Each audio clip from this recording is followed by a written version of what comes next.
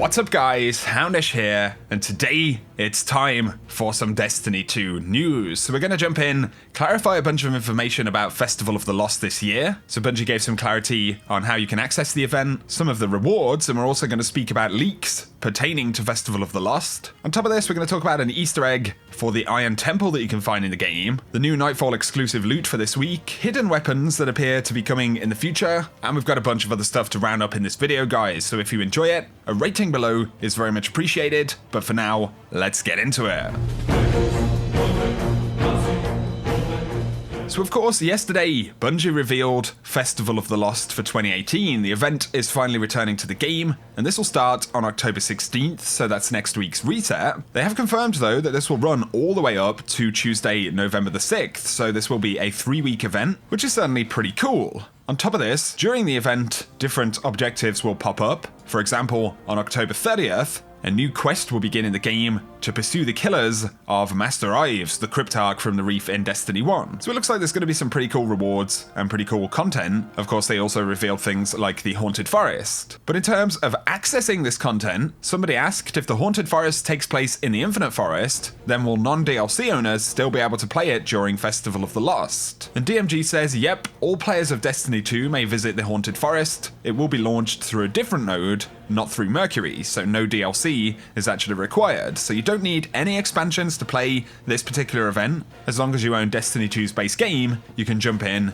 enjoy the content and the rewards. Of course, Bungie revealed a new Engram type that'll be available for this event, and of course it will feature many of the cosmetic rewards. Somebody asked, I'm really looking forward to the event, but are the engrams on a knockout system? And Cosmo said, yes, they are. And basically, this is a type of smart loot for those engrams. So when you acquire an item, it means that that item has been ticked off on the list and you can never reacquire it. You'll never get it duplicated. And it also means the next time you acquire an item from that loot pool, you're going to get something else that you don't currently own. So of course, this is really good if you're trying to collect all of the different cosmetics. And on top of this, Bungie said that various cosmetics will be featured in the Eververse inventory throughout the 3 weeks that the event actually takes place over. So definitely positive bits of clarification right there. Something to point out though, which Bungie didn't specify in their blog post, is that there will be brand new exclusive armor for Festival of the Lost, and this will be unique for each class. So you can see the 3 Guardians right here. These are actually wearing masks, of course, but we do have new Warlock robes and gauntlets, a new full set for the Titan,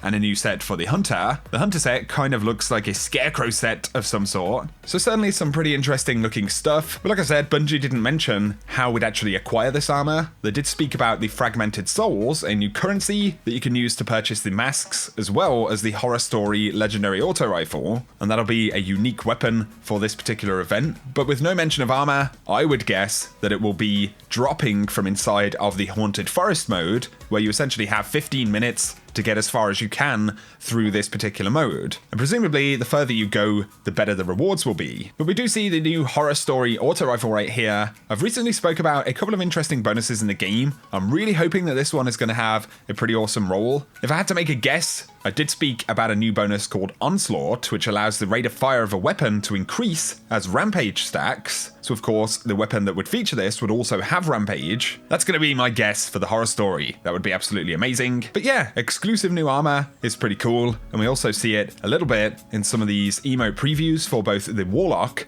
and for the Titan. I have seen a few comments though since this reveal, and folks saying, what about Thunderlord? So of course we did have a leak about a week ago, and this came from Anon9 on Reddit, who said that Thunderlord would return with Festival of the Lost. Now, Anon9 has previously been correct on a bunch of leaks about Forsaken, and all of these go back to before Forsaken was actually revealed, so the source definitely seems to have had some information in the past. Of course, Bungie haven't shown Thunderlord, we didn't see a trailer or anything for the festival, and somebody asked Anon right here on Reddit, and they said 100% sure it's coming in Festival of the Lost, so they're still sticking to their guns. Of course, it'll be interesting to see. It could possibly be a reward for the quest to hunt Master Ives killers that begins on October October 30th, or it could be some kind of high-end reward from the Haunted Forest, but I guess next week we'll find out. So let me know your thoughts or any questions you have about Festival of the Lost. It's possible that Bungie will give us more information inside of This Week at Bungie coming up later today, but something interesting to point out in the game, there is the Lost Sector Chamber of Starlight in Ria Silvia, and this is where this week's Ascendant Challenge is actually located, but it appears there is a bit of an Iron Temple Easter egg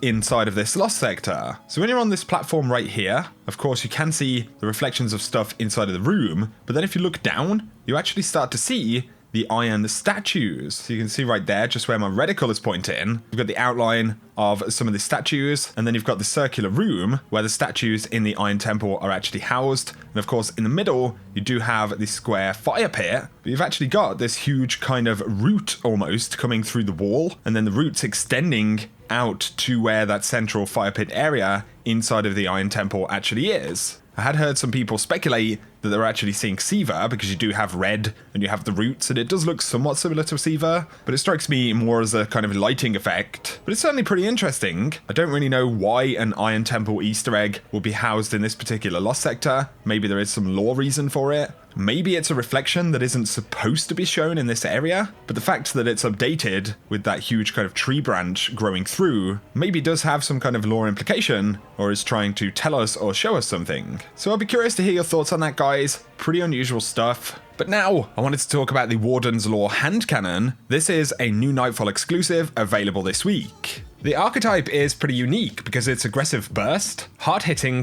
2-burst fire. And basically what it is doing is somewhat similar to what something like the Graviton Lance would do. It's firing 2 rounds incredibly close to each other. I believe on the Warden's Law, it essentially is firing 2 rounds immediately. So it's basically splitting its damage, which is kind of what Graviton Lance does. But with the Graviton Lance, it does fire a primer round and then an actual high damage round. In concept though, it's somewhat similar. So this class in general comes with very solid range. Because of the archetype, the aggressive 2-burst fire, you can hit something like, 1 headshot and 2 body shots in PvP. The 2 rounds that this weapon fires does actually give it a little bit more damage than a normal aggressive hand cannon, but it is, just a couple of points, so it's not something that's going to kind of change time to kill. But what is the point in the 2-round burst? Well, I guess it's kind of gimmicky, really. If both of the shots land, then you're absolutely laughing, you're pretty much in the same spot as you would be with any other 110 hand cannon. But the disadvantage is that if you miss one of the rounds inside of each burst or each actual shot, you're going to see that critical damage go from the mid-90s to the mid-40s. Basically, you're going to turn your 3-tap time to kill into probably 4 taps. And because you can 3-tap with the 140 RPM hand cannons, of course, the 110 RPM already doesn't have the most competitive time to kill in the game right now. So it's certainly not the favorite archetype to begin with as a 110, but then because it splits that damage, you do have that potential to really fall behind in any gunfights. It's going to put you at that potential disadvantage, and that's outside of the base time to kill you'd expect with similar archetypes. So it's definitely an unusual experience. I don't feel like there would be too many utilities for this in PvE content. You've got Better Devils, you've got Midnight Coup, Ace of Spades, you've got these insane hand cannons in the game right now, and they just kind of outshine this one a little bit.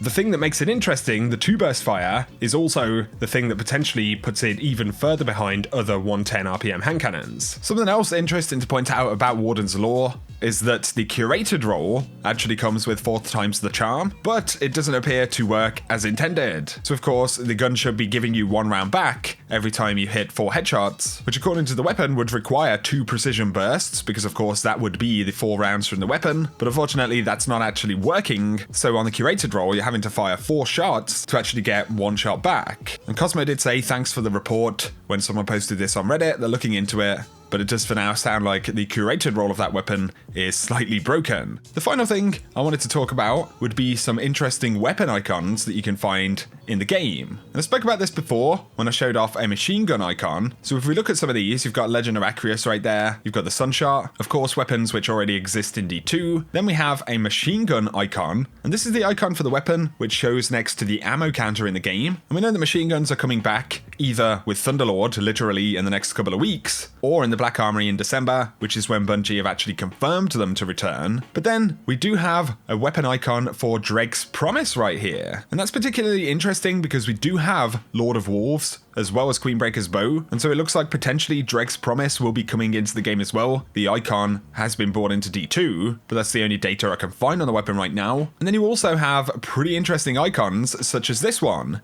This kind of looks like some kind of SMG, but the shape of it reminds me much more of a typical modern, personal defense weapon of some sort. But it is a unique one, it's something we haven't seen in the game, so potentially this could be for a new weapon or a new exotic, a new model that we'll see at some point in the future. All of these though are in the files for Forsaken, so it certainly looks like we'll be getting some more interesting stuff, and of course we know Black Armory is going to introduce a bunch of unique and different weapons. So for now guys, that is going to summarize the video. Let me know what you think about the Festival of the Lost stuff, the new weapon. What bonuses do you think could be on that weapon? And are you interested in any of the new armor sets? Let me know in the comment section. I'd be curious to hear your thoughts on the Iron Temple Easter egg or any of the upcoming weapons, the icons and stuff like that. But if you have enjoyed the video, a like below is very much appreciated. If you're new to the channel, be sure to hit subscribe to see a lot more Destiny 2 content. For now though, I appreciate you tuning in as always guys. Whatever you get up to, I will catch you very soon.